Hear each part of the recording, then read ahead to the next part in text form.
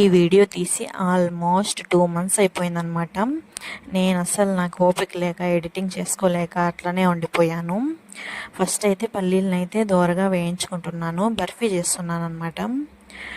ఇంకా ఈ పల్లీలు అయితే పక్కన పెట్టేసుకున్నాను, అవి చల్లగా అయిపోవాలి.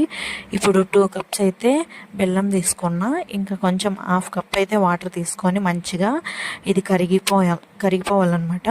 ఇట్లా కరిగించుకున్న తర్వాత నేనైతే ఫిల్టర్ చేసుకుంటున్నా, ఎందుకంటే రాళ్ళు అట్లాంటివి ఉంటాయి పోతాయని చెప్పేసి. నెక్స్ట్ అయితే ఇంకా ఈ పల్లీలు కూడా ఈలోపు చల్లగా అయిపోయాయి. ఇంకా పైన పొట్ట అంతా తీసేసి మనం మిక్సీ పట్టుకోవాలి, కొంచెం కచ్చాపచ్చాగా మిక్సీ పట్టుకోవాలన్నమాట. నెక్స్ట్ అయితే పాకం మళ్ళీ అదే ప్యాన్లో వేసి నేనైతే ఇంకా వచ్చేదాకా నేను మరిగించుకున్నాను. నెక్స్ట్ అయితే పాకం కూడా రెడీ అయిపోయిందనమాట. ఇట్లా రావాలి, అది విరిగితే విరగాలన్నమాట, పాకం వించితే విరిగిపోవాలి, అట్లా ఉండాలి.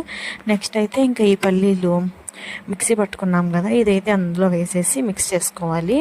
వెంటనే ఇంకా ఒక చెక్క మీద కొంచెం నెయ్యి వేసి పక్కన పెట్టుకున్నాను, అందులో అయితే వేసేసాను. చల్లారిపోయినాక ఇట్లా కట్ చేసుకోవాలి. సబ్స్క్రైబ్.